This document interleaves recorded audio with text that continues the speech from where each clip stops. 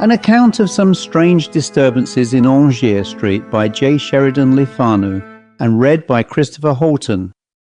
It is not worth telling, this story of mine, at least not worth writing. Told indeed, as I have sometimes been called upon to tell it, to a circle of intelligent and eager faces, lighted up by a good after-dinner fire on a winter's evening, with a cold wind rising and wailing outside and all snug and cosy within, it has gone off. Though I say it who should not, indifferent well. But it is a venture to do as you would have me. Pen, ink and paper are cold vehicles for the marvellous, and a reader decidedly a more critical animal than a listener. If, however, you can induce your friends to read it after nightfall, and when the fireside talk has run for a while on thrilling tales of shapeless terror. In short, if you will secure me the Mollia Tempora Fandi, I will go to my work and say my say with better heart. Well then, these conditions presupposed, I shall waste no more words, but tell you simply how it all happened. My cousin Tom Ludlow and I studied medicine together. I think he would have succeeded had he stuck to the profession, but he preferred the church, poor fellow, and died early, a sacrifice to contagion, contracted in the noble discharge of his duties. For my present purpose, I say enough of his character when I mention that he was of a sedate but frank and cheerful nature, very exact in his observance of truth, and not by any means like myself, of an excitable or nervous temperament. My uncle Ludlow, Tom's father, while we were attending lectures, purchased 3 or 4 old houses in Aungier Street, one of which was unoccupied. He resided in the country, and Tom proposed that we should take up our abode in the untenanted house, so long as it should continue unlet, a move which would accomplish the double end of settling us nearer alike to our lecture rooms and to our amusements, and of relieving us from the weekly charge of rent for our lodgings. Our furniture was very scant, our whole equipage remarkably modest and primitive, and in short, our arrangements pretty nearly as simple as those of a bivouac. Our new plan was, therefore, executed almost as soon as conceived. The front drawing-room was our sitting-room. I had the bedroom over it, and Tom the back bedroom on the same floor, which nothing could have induced me to occupy. The house, to begin with, was a very old one. It had been, I believe, newly fronted about 50 years before, but with this exception, it had nothing modern about it. The agent who bought it and looked into the titles for my uncle told me that it was sold, along with much other forfeited property, at Chichester House, I think, in 1702, and had belonged to Sir Thomas Hackett, who was Lord Mayor of Dublin in James II's time.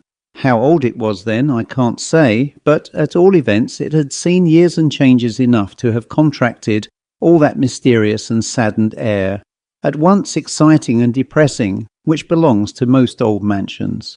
There had been very little done in the way of modernizing details, and perhaps it was better so, for there was something queer and bygone in the very walls and ceilings, in the shape of doors and windows, in the odd diagonal site of the chimney pieces, in the beams and ponderous cornices, not to mention the singular solidity of all the woodwork, from the banisters to the window frames, which hopelessly defied disguise, and would have emphatically proclaimed their antiquity through any conceivable amount of modern finery and varnish. An effort had indeed been made to the extent of papering the drawing-rooms, but somehow the paper looked raw and out of keeping, and the old woman, who kept a little dirt pie of a shop in the lane, and whose daughter, a girl of 52, was our solitary handmaid, coming in at sunrise, and chastely receding again as soon as she had made all ready for tea in our state apartment. This woman, I say, remembered it when old Judge Horrocks, who, having earned the reputation of a particularly hanging judge, ended by hanging himself, as the coroner's jury found, under an impulse of temporary insanity with a child's skipping rope over the massive old banisters, resided there, entertaining good company with fine venison and rare old port. In those halcyon days the drawing-rooms were hung with gilded leather, and I dare say cut a good figure, for they were really spacious rooms. The bedrooms were wainscoted, but the front one was not gloomy, and in it the cosiness of antiquity quite overcame its sombre associations. But the back bedroom, with its 2 queerly placed melancholy windows staring vacantly at the foot of the bed, and with the shadowy recess to be found in most old houses in Dublin, like a large ghostly closet, which, from congeniality of temperament, had amalgamated with the bedchamber and dissolved the partition. At night time, this alcove, as our maid was wont to call it, had in my eyes a specially sinister and suggestive character. Tom's distant and solitary candle glimmered vainly into its darkness. There it was always overlooking him, always itself impenetrable. But this was only part of the effect. The whole room was, I can't tell how, repulsive to me. There was, I suppose, in its proportions and features, a latent discord, a certain mysterious and indescribable relation which jarred indistinctly upon some secret sense of the fitting and the safe, and raised indefinable suspicions and apprehensions of the imagination. On the whole, as I began by saying, nothing could have induced me to pass a night alone in it. I had never pretended to conceal from poor Tom my superstitious weakness, and he, on the other hand, most unaffectedly ridiculed my tremors. The sceptic was, however, destined to receive a lesson, as you shall hear. We had not been very long in occupation of our respective dormitories when I began to complain of uneasy nights and disturbed sleep. I was, I suppose, the more impatient under this annoyance, as I was usually a sound sleeper, and by no means prone to nightmares. It was now, however, my destiny, instead of enjoying my customary repose, every night to sup full of horrors. After a preliminary course of disagreeable and frightful dreams, my troubles took a definite form, and the same vision, without an appreciable variation in a single detail, visited me at least, on an average, every second night in the week. Now this dream, nightmare, or infernal illusion, which you please, of which I was the miserable sport, was on this wise. I saw, or thought I saw, with the most abominable distinctness, although at the time in profound darkness, every article of furniture and accidental arrangement of the chamber in which I lay. This, as you know, is incidental to ordinary nightmare. Well, while in this clairvoyant condition, which seemed but the lighting up of the theatre in which was to be exhibited the monotonous tableau of horror, which made my nights insupportable, my attention invariably became, I know not why, fixed upon the windows opposite the foot of my bed, and uniformly with the same effect, a sense of dreadful anticipation always took slow but sure possession of me. I became somehow conscious of a sort of horrid but undefined preparation going forward in some unknown quarter, and by some unknown agency for my torment, and after an interval which always seemed to me of the same length, a picture suddenly flew up to the window, where it remained fixed as if by an electrical attraction, and my discipline of horror then commenced, to last perhaps for hours. The picture thus mysteriously glued to the window panes was the portrait of an old man, in a crimson flowered silk dressing gown, the folds of which I could now describe, with a countenance embodying a strange mixture of intellect, sensuality, and power, but withal sinister and full of malignant omen. His nose was hooked like the beak of a vulture, his eyes large, grey and prominent, and lighted up with a more than mortal cruelty and coldness. These features were surmounted by a crimson velvet cap, the hair that peeped from under which was white with age, while the eyebrows retained their original blackness. Well, I remember every line, hue, and shadow of that stony countenance, and well I may. The gaze of this hellish visage was fixed upon me, and mine returned it with the inexplicable fascination of the nightmare, for what appeared to me to be hours of agony. At last! The cocky crew away, then flew the fiend who had enslaved me through the awful watches of the night, and harassed and nervous, I rose to the duties of the day. I can't say exactly why, but it may have been from the exquisite anguish and profound impressions of unearthly horror with which this strange phantasmagoria was associated, an insurmountable antipathy to describing the exact nature of my nightly troubles to my friend and comrade. Generally, however, I told him that I was haunted by abominable dreams, and, true to the imputed materialism of medicine, we put our heads together to dispel my horrors, not by exorcism, but by a tonic. I will do this tonic justice, and frankly admit that the accursed portrait began to intermit its visits under its influence. What of that? Was this singular apparition as full of character as of terror, therefore the creature of my fancy or the invention of my poor stomach? Was it in short subjective, to borrow the technical slang of the day, and not the palpable aggression and intrusion of an external agent? That, good friend, as we will both admit, by no means follows. The evil spirit who enthralled my senses in the shape of that portrait may have been just as near me, just as energetic, just as malignant, though I saw him not. What means the whole moral code of revealed religion regarding the due keeping of our own bodies, soberness, temperance, etc.? Here is an obvious connection between the material and the invisible. The healthy tone of the system and its unimpaired energy may, for aught we can tell, guard us against influences which would otherwise render life itself terrific. The mesmerist and the electrobiologist will fail upon an average with 9 patients out of 10. So may the evil spirit. Special conditions of the corporeal system are indispensable to the production of certain spiritual phenomena.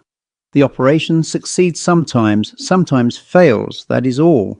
I found afterwards that my would-be sceptical companion had his troubles too, but of these I knew nothing yet. One night, for a wonder, I was sleeping soundly, when I was roused by a step on the lobby outside my room, followed by the loud clang of what turned out to be a large brass candlestick, flung with all his force by poor Tom Ludlow over the banisters, and rattling with a rebound down the second flight of stairs. And almost concurrently with this, Tom burst open my door and bounced into my room backwards, in a state of extraordinary agitation. I had jumped out of bed and clutched him by the arm before I had any distinct idea of my own whereabouts. There we were, in our shirts, standing before the open door, staring through the great old banister opposite at the lobby window, through which the sickly light of a clouded moon was gleaming. "What's the matter, Tom? What's the matter with you? What the devil's the matter with you, Tom?" I demanded, shaking him with nervous impatience. He took a long breath before he answered me, and then it was not very coherently. "It's nothing at all. Did I speak? What did I say? Where's the candle, Richard? It's dark. I had a candle." "Yes, dark enough," I said, "but what's the matter? What is it? Why don't you speak, Tom? Have you lost your wits? What is the matter?" "The matter? Oh, it is all over. It must have been a dream. Nothing at all but a dream. Don't you think so? It could not be anything more than a dream." "Of course," said I, feeling uncommonly nervous. "It was a dream." "I thought," he said, "there was a man in my room, and I jumped out of bed. And where's the candle?" "In your room, most likely," I said. "Shall I go and bring it?" "No, stay here. Don't go. It's no matter. Don't, I tell you. It was all a dream. Bolt the door, Dick. I'll stay here with you. I feel nervous. So, Dick, like a good fellow, light your candle and open the window. I am in a shocking state." I did as he asked me, and robing himself like Granuaile in one of my blankets, he seated himself close beside my bed. Everybody knows how contagious is fear of all sorts, but more especially that particular kind of fear under which poor Tom was at that moment labouring. I would not have heard, nor I believe would he have recapitulated, just at that moment for half the world, the details of the hideous vision which had so unmanned him. "Don't mind telling me anything about your nonsensical dream, Tom," said I, affecting contempt, really in a panic. "Let us talk about something else. But it is quite plain that this dirty old house disagrees with us both, and hang me if I stay here any longer to be pestered with indigestion and bad nights, so we may as well look out for lodgings. Don't you think so at once?" Tom agreed, and after an interval said, "I have been thinking, Richard, that it is a long time since I saw my father, and I have made up my mind to go down tomorrow and return in a day or two, and you can take rooms for us in the meantime." I fancied that this resolution, obviously the result of the vision which had so profoundly scared him, would probably vanish next morning with the damps and shadows of night. But I was mistaken. Off went Tom at peep of day to the country, having agreed that so soon as I had secured suitable lodgings, I was to recall him by letter from his visit to my Uncle Ludlow. Now, anxious as I was to change my quarters, it so happened, owing to a series of petty procrastinations and accidents, that nearly a week elapsed before my bargain was made and my letter of recall on the wing to Tom. And in the meantime, a trifling adventure or two had occurred to your humble servant, which, absurd as they now appear, diminished by distance, did certainly at the time serve to whet my appetite for change considerably.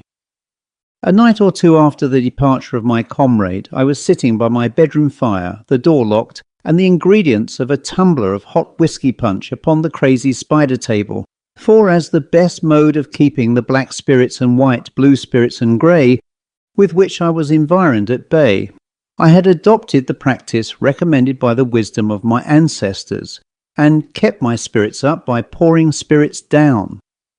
I had thrown aside my volume of anatomy, and was treating myself by way of a tonic preparatory to my Punch and Bed to half a dozen pages of The Spectator, when I heard a step on the flight of stairs descending from the attics. It was 2 o'clock, and the streets were as silent as a churchyard. The sounds were, therefore, perfectly distinct. There was a slow, heavy tread, characterized by the emphasis and deliberation of age, descending by the narrow staircase from above. And what made the sound more singular, it was plain that the feet which produced it were perfectly bare, measuring the descent with something between a pound and a flop, very ugly to hear. I knew quite well that my attendant had gone away many hours before, and that nobody but myself had any business in the house.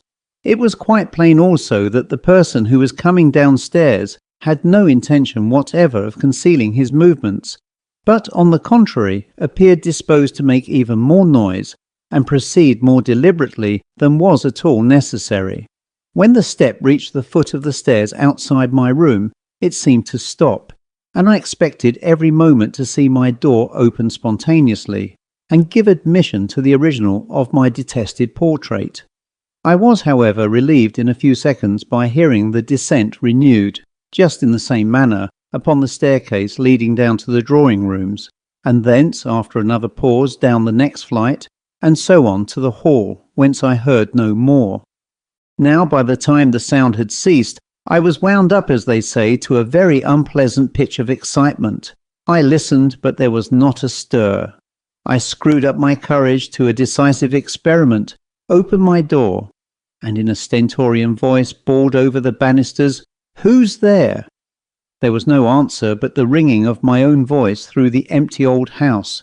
No renewal of the movement, nothing, in short, to give my unpleasant sensations a definite direction. There is, I think, something most disagreeably disenchanting in the sound of one's own voice under such circumstances, exerted in solitude and in vain. It redoubled my sense of isolation, and my misgivings increased on perceiving that the door, which I certainly thought I had left open, was closed behind me. In a vague alarm lest my retreat should be cut off, I got again into my room as quickly as I could, where I remained in a state of imaginary blockade, and very uncomfortable indeed till morning.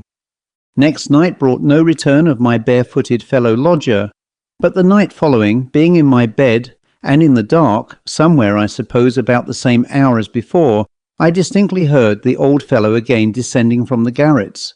This time I had had my punch, and the morale of the garrison was consequently excellent. I jumped out of bed, clutched the poker as I passed the expiring fire, and in a moment was upon the lobby. The sound had ceased by this time, the dark and chill were discouraging, and guess my horror when I saw, or thought I saw, a black monster, whether in the shape of a man or a bear, I could not say, standing with its back to the wall on the lobby facing me with a pair of great greenish eyes shining dimly out. Now, I must be frank and confess that the cupboard which displayed our plates and cups stood just there, though at the moment I did not recollect it.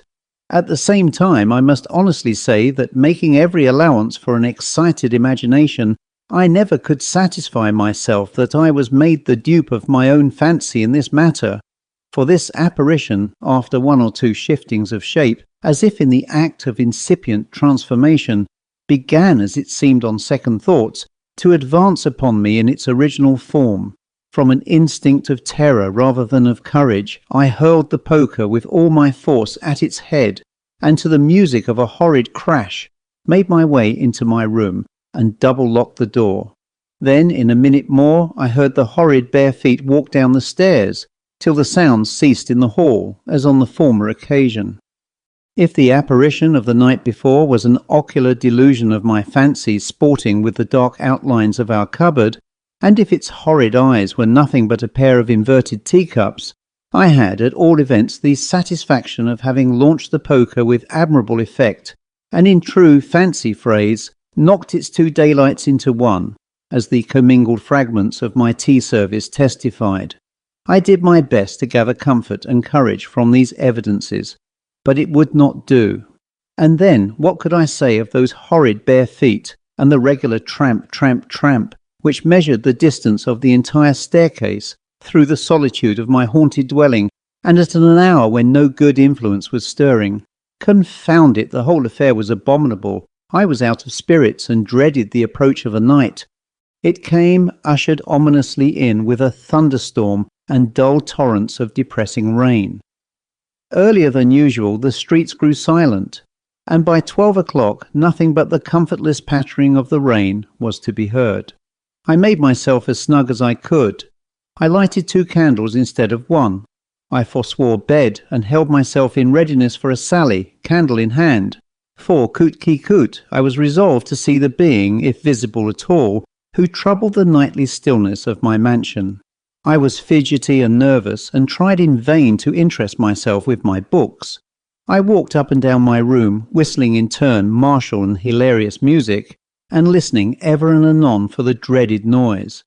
I sat down and stared at the square label on the solemn and reserved-looking black bottle until Flanagan & Co., best old malt whisky, grew into a sort of subdued accompaniment to all the fantastic and horrible speculations which chased one another through my brain. Silence, meanwhile, grew more silent and darkness darker. I listened in vain for the rumble of a vehicle or the dull clamour of a distant row. There was nothing but the sound of a rising wind, which had succeeded the thunderstorm that had travelled over the Dublin mountains quite out of hearing. In the middle of this great city, I began to feel myself alone with nature, and heaven knows what beside. My courage was ebbing. Punch, however, which makes beasts of so many, made a man of me again, just in time to hear, with tolerable nerve and firmness, the lumpy, flabby, naked feet deliberately descending the stairs again. I took a candle, not without a tremor. As I crossed the floor, I tried to extemporize a prayer, but stopped short to listen, and never finished it. The steps continued. I confess I hesitated for some seconds at the door before I took heart of grace and opened it. When I peeped out, the lobby was perfectly empty. There was no monster standing on the staircase, and as the detested sound ceased, I was reassured enough to venture forward nearly to the banisters. Horror of horrors! Within a stair or two beneath the spot where I stood, the unearthly tread smote the floor. My eye caught something in motion. It was about the size of Goliath's foot. It was grey, heavy, and flapped with a dead weight from one step to another. As I am alive, it was the most monstrous grey rat I ever beheld or imagined. Shakespeare says, "Some men there are cannot abide a gaping pig, and some that are mad if they behold a cat." I went well nigh out of my wits when I beheld this rat, for, laugh at me as you may, it fixed upon me, I thought, a perfectly human expression of malice, and as it shuffled about and looked up into my face, almost from between my feet, I saw, I could swear it, I felt it then, and know it now, the infernal gaze and the accursed countenance of my old friend in the portrait, transfused into the visage of the bloated vermin before me. I bounced into my room again with a feeling of loathing and horror I cannot describe, and locked and bolted my door as if a lion had been at the other side.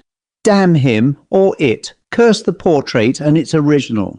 I felt in my soul that the rat, yes, the rat I had just seen, was that evil being in masquerade and rambling through the house upon some infernal night lark. Next morning I was early trudging through the miry streets, and among other transactions posted a peremptory note recalling Tom. On my return, however, I found a note from my absent chum announcing his intended return next day.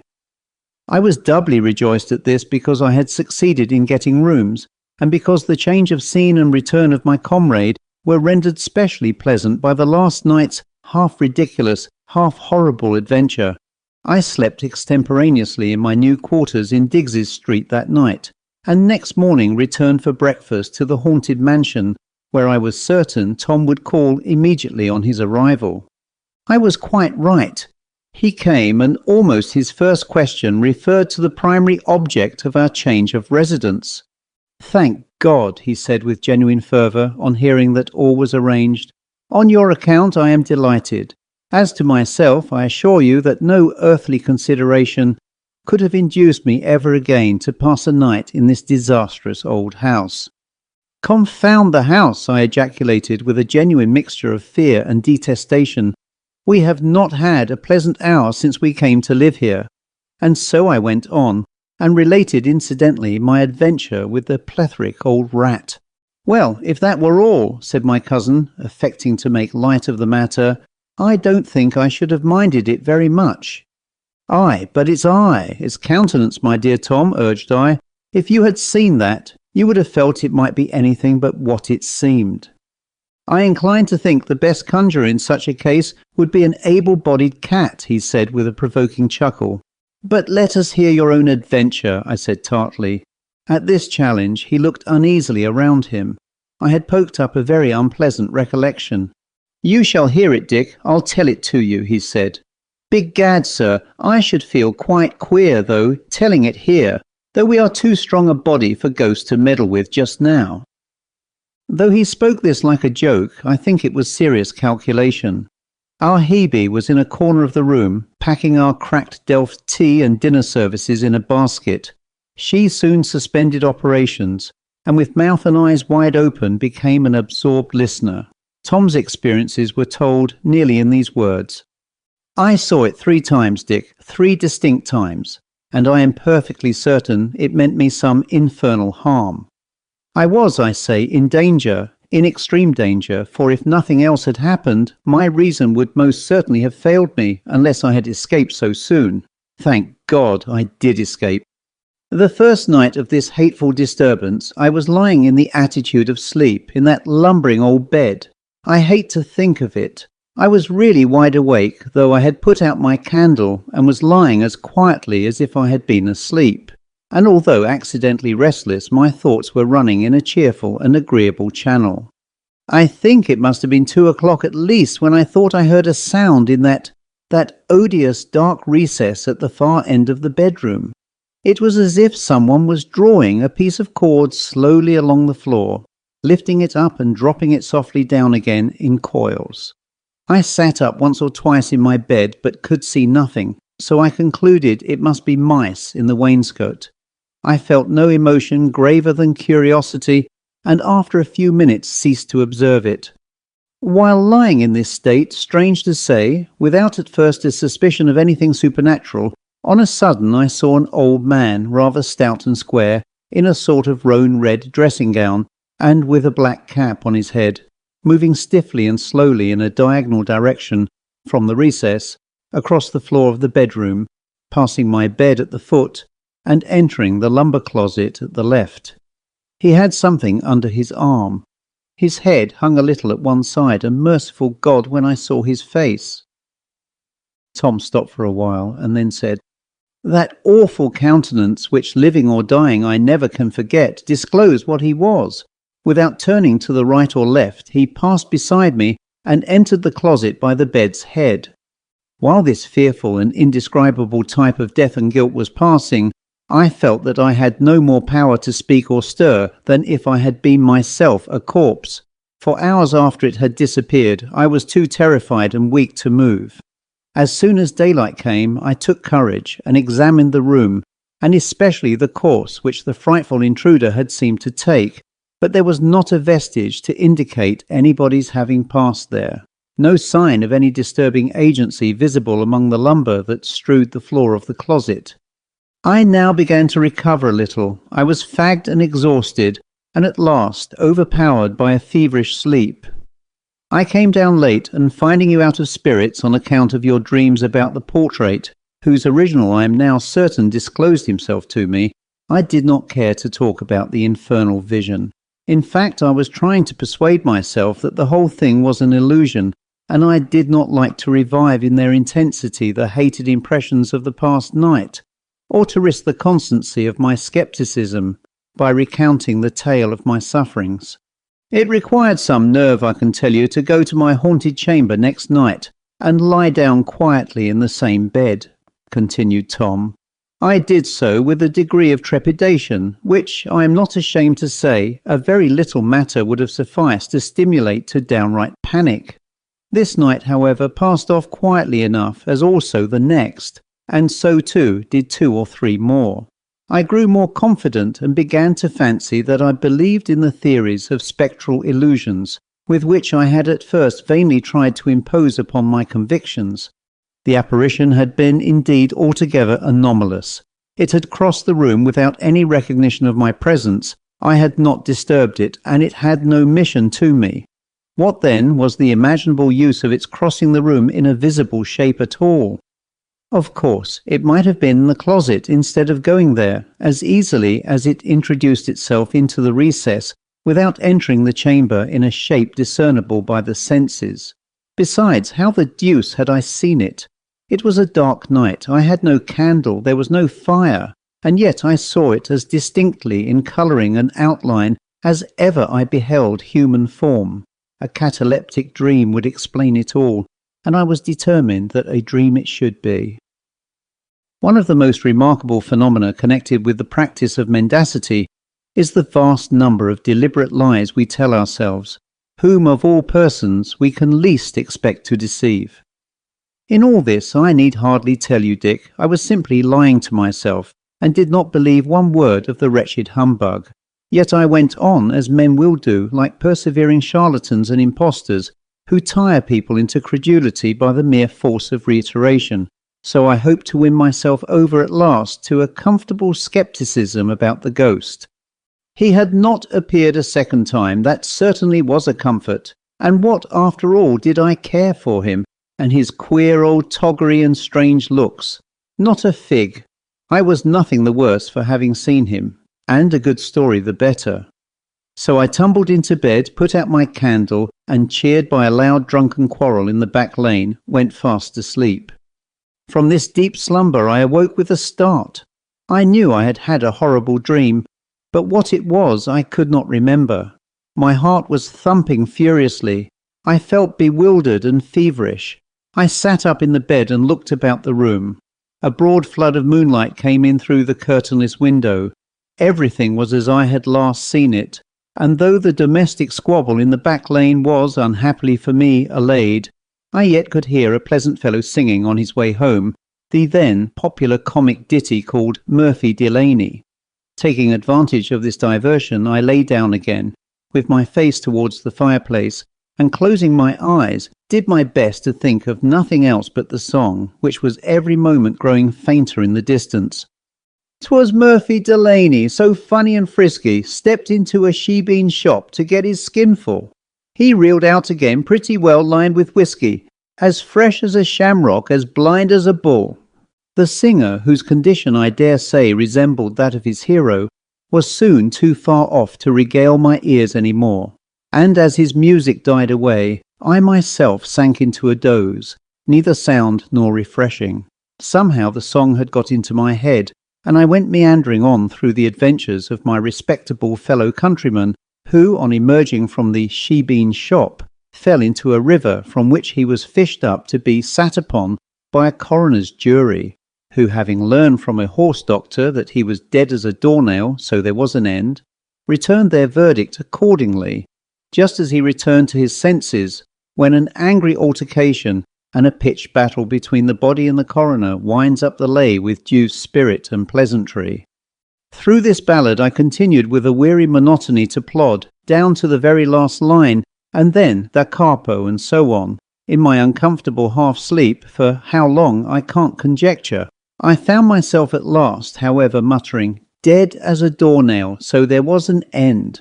and something like another voice within me seemed to say very faintly but sharply, "Dead, dead, dead, and may the Lord have mercy on your soul." And instantaneously I was wide awake and staring right before me from the pillow. Now, will you believe it, Dick? I saw the same accursed figure standing full front and gazing at me with its stony and fiendish countenance, not 2 yards from the bedside. Tom stopped here and wiped the perspiration from his face. I felt very queer. The girl was as pale as Tom, and assembled as we were in the very scene of these adventures, we were all, I dare say, equally grateful for the clear daylight and the resuming bustle out of doors. For about 3 seconds only I saw it plainly. Then it grew indistinct, but for a long time there was something like a column of dark vapour where it had been standing between me and the wall, and I felt sure that he was still there. After a good while this appearance went too. I took my clothes downstairs to the hall and dressed there with the door half open, then went out into the street and walked about the town till morning, when I came back in a miserable state of nervousness and exhaustion. I was such a fool, Dick, as to be ashamed to tell you how I came to be so upset. I thought you would laugh at me, especially as I had always talked philosophy and treated your ghosts with contempt. I concluded you would give me no quarter, and so kept my tale of horror to myself. Now, Dick, you will hardly believe me when I assure you that for many nights after this last experience, I did not go to my room at all. I used to sit up for a while in the drawing-room after you had gone up to your bed, and then steal down softly to the hall door, let myself out, and sit in the Robin Hood Tavern until the last guest went off. And then I got through the night like a sentry, pacing the streets till morning. For more than a week I never slept in bed. I sometimes had a snooze on a form in the Robin Hood, and sometimes a nap in a chair during the day, but regular sleep I had absolutely none. I was quite resolved that we should get into another house, but I could not bring myself to tell you the reason, and I somehow put it off from day to day, although my life was, during every hour of this procrastination, rendered as miserable as that of a felon with the constables on his track. I was growing absolutely ill from this wretched mode of life. One afternoon I determined to enjoy an hour's sleep upon your bed. I hated mine so that I had never, except in a stealthy visit every day to unmake it, lest Martha should discover the secret of my nightly absence, entered the ill-omened chamber. As ill luck would have it, you had locked your bedroom and taken away the key. I went into my own to unsettle the bedclothes as usual, and give the bed the appearance of having been slept in. Now a variety of circumstances concurred to bring about the dreadful scene through which I was that night to pass. In the first place, I was literally overpowered with fatigue and longing for sleep. In the next place, the effect of this extreme exhaustion upon my nerves resembled that of a narcotic, and rendered me less susceptible than, perhaps, I should in any other condition have been, of the exciting fears which had become habitual to me. Then again a little bit of the window was open, a pleasant freshness pervaded the room, and to crown all, the cheerful sun of day was making the room quite pleasant. What was to prevent my enjoying an hour's nap here? The whole air was resonant with the cheerful hum of life, and the broad matter-of-fact light of day filled every corner of the room. I yielded, stifling my qualms, to the almost overpowering temptation, and merely throwing off my coat and loosening my cravat, I lay down, limiting myself to half an hour's doze in the unwonted enjoyment of a feather bed, a coverlet, and a bolster. It was horribly insidious, and the demon, no doubt, mocked my infatuated preparations. Dolt that I was, I fancied, with mind and body worn out for want of sleep, and an arrear of a full week's rest to my credit, that such measure as half an hour's sleep in such a situation was possible. My sleep was death-like, long and dreamless. Without a start or fearful sensation of any kind, I waked gently but completely. It was, as you have good reason to remember, long past midnight, I believe about 2 o'clock. When sleep has been deep and long enough to satisfy nature thoroughly, one often wakens in this way, suddenly, tranquilly and completely. There was a figure seated in that lumbering old sofa chair near the fireplace. Its back was rather towards me, but I could not be mistaken. It turned slowly round, and, merciful heavens, there was the stony face, with its infernal lineaments of malignity and despair, gloating on me. There was now no doubt as to its consciousness of my presence, and the hellish malice with which it was animated, for it arose and drew close to the bedside. There was a rope about its neck, and the other end, coiled up, it held stiffly in its hand. My good angel nerved me for this horrible crisis. I remained for some seconds transfixed by the gaze of this tremendous phantom. He came close to the bed and appeared on the point of mounting upon it. The next instant I was upon the floor at the far side, and in a moment more was, I don't know how, upon the lobby. But the spell was not yet broken. The valley of the shadow of death was not yet traversed. The abhorred phantom was before me there. It was standing near the banisters, stooping a little, and with one end of the rope round its own neck, was poising a noose at the other as if to throw over mine. And while engaged in this baleful pantomime, it wore a smile so sensual, so unspeakably dreadful, that my senses were nearly overpowered. I saw and remember nothing more until I found myself in your room. I had a wonderful escape, Dick, there is no disputing that, an escape for which, while I live, I shall bless the mercy of heaven. No one can conceive or imagine what it is for flesh and blood to stand in the presence of such a thing, but one who has had the terrific experience. Dick, a shadow has passed over me, a chill has crossed my blood and marrow, and I will never be the same again. Never, Dick, never. Our handmaid, a mature girl of 52, as I have said, stayed her hand as Tom's story proceeded, and by little and little drew near to us, with open mouth, and her brows contracted over her little beady black eyes, till, stealing a glance over her shoulder now and then, she established herself close behind us. During the relation she had made various earnest comments in an undertone, but these and her ejaculations, for the sake of brevity and simplicity, I have omitted in my narration. It's often I heard tell of it, she now said, but I never believed it rightly till now.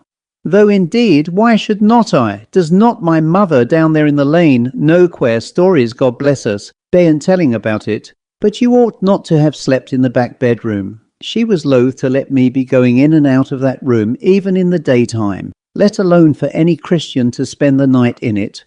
For sure, she says it was his own bedroom. Whose own bedroom? We asked in a breath. Why, his, the old judge's, Judge Horrocks, to be sure, God rest his soul. And she looked fearfully round. Amen, I muttered. But did he die there? Die there? No, not quite there, she said. Sure, was not it over the banisters he hung himself, the old sinner, God be merciful to us all? And was not it in the alcove they found the handles of the skipping rope cut off, and the knife where he was settling the cord, God bless us, to hang himself with? It was his housekeeper's daughter owned the rope, my mother often told me, and the child never throve after, and used to be starting up out of her sleep and screeching in the night time, with dramas and frights that come on her.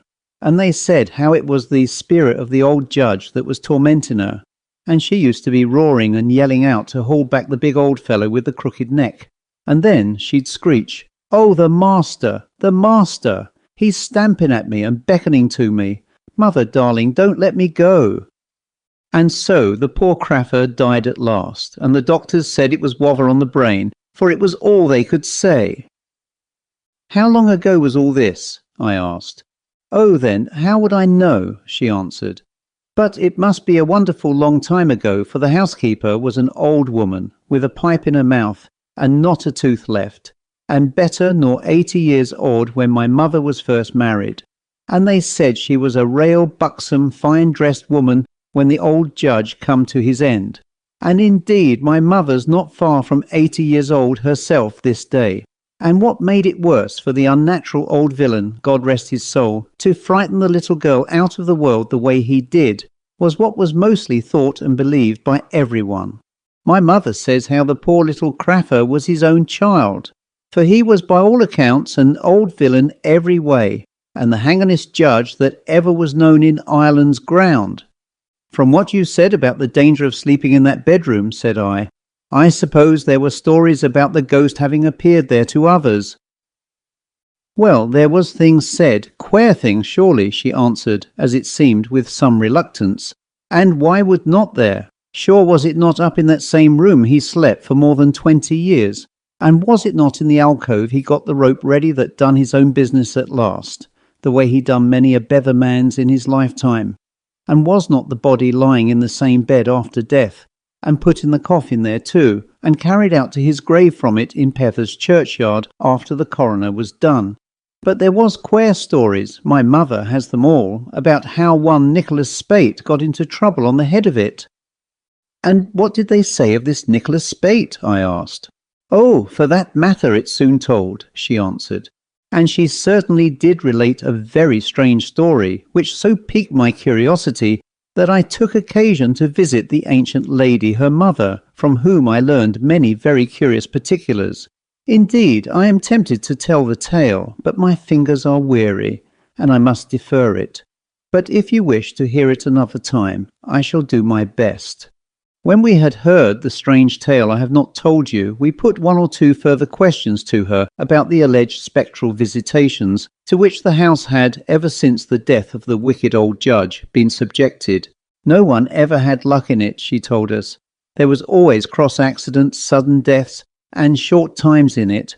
The first that tuck, it was a family, I forget their name, but at any rate there was two young ladies and their papa. He was about 60 and a stout, healthy gentleman, as you'd wish to see at that age. Well, he slept in that unlucky back bedroom, and God between us and harm, sure enough he was found dead one morning, half out of the bed, with his head as black as a sloe, and swelled like a pudding, hanging down near the floor. It was a fit, they said. He was as dead as a mackerel, and so he could not say what it was. But the old people was all sure that it was nothing at all but the old judge, God bless us, that frightened him out of his senses and his life together. Some time after, there was a rich old maiden lady took the house. I don't know which room she slept in, but she lived alone. And at any rate, one morning, the servants going down early to their work, found her sitting on the passage stairs, shivering and talking to herself, quite mad, and never a word more could any of them or her friends get from her ever afterwards. But, don't ask me to go, for I promised to wait for him. They never made out from her who it was she meant by him. But, of course, those that knew all about the old house were at no loss for the meaning of all that happened to her. Then, afterwards, when the house was let out in lodgings, there was Mickey Byrne that took the same room, with his wife and 3 little children. And sure, I heard Mrs. Byrne myself telling how the children used to be lifted up in the bed at night, she could not see by what means, and how they were starting and screeching every hour, just all as one as the housekeeper's little girl that died, till at last, one night poor Mickey had a drop in him, the way he used now and again. And what do you think, in the middle of the night he thought he heard a noise on the stairs, and being in liquor, nothing less I'd do him, but out he must go himself to see what was wrong. Well, after that, all she ever heard of him was himself saying, "Oh, God," and a tumble that shook the very house, and there, sure enough, he was lying on the lower stairs, under the lobby, with his neck smashed double under him, where he was flung over the banisters. Then the handmaiden added, "I'll go down to the lane and send up Joe Gavy to pack up the rest of the tea things and bring all the things across to your new lodgings." And so we all sallied out together, each of us breathing more freely, I have no doubt, as we crossed that ill-omened threshold for the last time. Now I may add thus much in compliance with the immemorial usage of the realm of fiction, which sees the hero not only through his adventures, but fairly out of the world. You must have perceived that what the flesh, blood and bone hero of romance proper is, to the regular compounder of fiction, this old house of brick, wood and mortar is to the humble recorder of this true tale. I therefore relate, as in duty bound, the catastrophe which ultimately befell it, which was simply this, that about 2 years subsequently to my story, it was taken by a quack doctor who called himself Baron Dulsdorf, and filled the parlour windows with bottles of indescribable horrors preserved in brandy, and the newspapers with the usual grandiloquent and mendacious advertisements. This gentleman, among his virtues, did not reckon sobriety, and one night, being overcome with much wine, he set fire to his bed curtains, partially burned himself, and totally consumed the house. It was afterwards rebuilt, and for a time an undertaker established himself in the premises. I have now told you my own and Tom's adventures, together with some valuable collateral particulars, and having acquitted myself of my engagement, I wish you a very good night and pleasant dreams. The end.